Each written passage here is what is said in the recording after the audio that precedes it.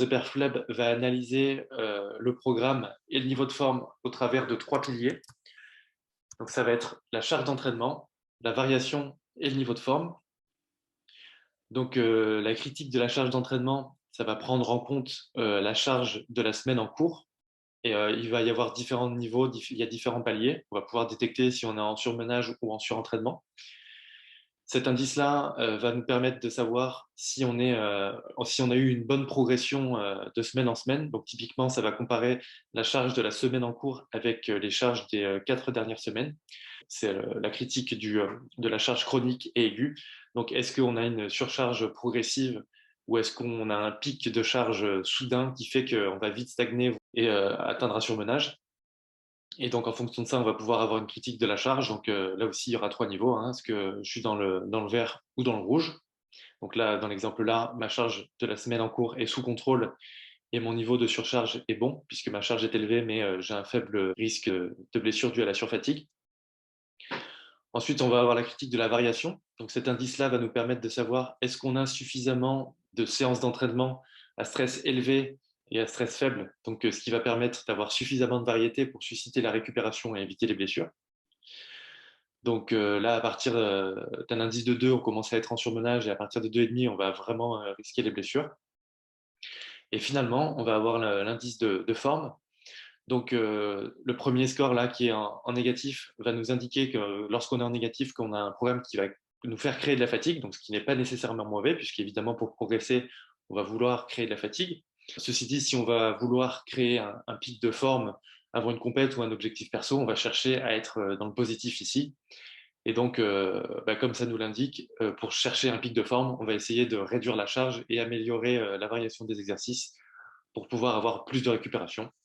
Cet indicateur-là sur la fatigue, il est pondéré avec le niveau de forme qu'on remplit au quotidien, là, comme on a vu juste avant, sur le niveau de diète, de sommeil, le niveau de stress, etc. Et donc, en fonction de ça, on en établit un niveau de forme global. Et donc, dès lors qu'on est plutôt bon sur ce chiffre qui reflète un petit peu notre niveau de forme et notre hygiène de vie au quotidien, on va pas avoir de contre-indication particulière sur la surcharge dès lors qu'on est dans le vert, a priori, dans les autres indicateurs. Ces indicateurs ne sont pas à prendre au pied de la lettre. Typiquement, la charge, on peut vouloir volontairement se retrouver dans le rouge si on est avant une semaine de décharge. Ensuite, sur la partie du dessous, donc on a le détail de la partie du niveau de forme. Donc là, ça va pouvoir mesurer l'évolution de notre niveau de forme et de la difficulté perçue en fonction des séances qu'on a, etc.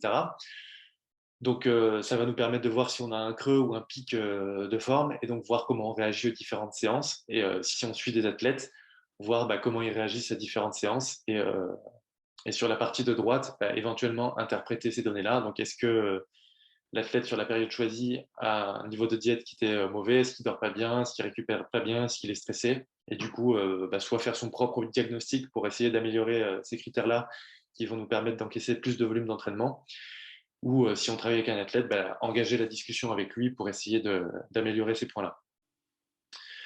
Ensuite, on va avoir des estimations des filières énergétiques à partir des catégories d'exercices et de la façon dont ils sont agencés. Ça peut nous donner une plutôt bonne indication sur est-ce que je travaille plus en force ou en puissance, est-ce que je travaille en résistance ou est-ce que je travaille en endurance.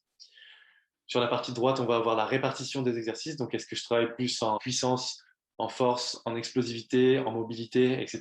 Donc en fonction des blocs de travail, on va pouvoir adapter ça. Et ensuite, on va avoir la gestion de la charge d'entraînement. Donc là, sur ce graphique-là, on va retrouver les différents stresseurs de l'entraînement, donc le volume, le tonnage, la distance, l'intensité. Et donc, on va pouvoir gérer son microcycle. Donc, quelles sont les séances à stress élevé et à stress faible. Et surtout, ce qui va être intéressant, c'est que si on prend une période un petit peu plus longue, typiquement un bloc, l'exemple de 3 mois que j'avais fait, qui correspond au cas d'école, où on peut constater donc sur ce programme-là, sur ce bloc-là, une période d'accumulation où on va monter en volume d'entraînement. Donc typiquement, quand on parle de la fameuse période de foncier, d'hypertrophie. Ensuite, éventuellement une décharge et ensuite une phase plutôt d'intensification où on va donc diminuer le volume d'entraînement, ce qui va susciter une baisse de la fatigue d'entraînement. et ce qui va logiquement être accompagné d'une augmentation de l'intensité pour être plus spécifique et l'atteinte d'un pic de forme. Et on va prévoir, en tout cas, de caler ça correctement avec une compétition, l'atteinte d'un objectif perso ou autre.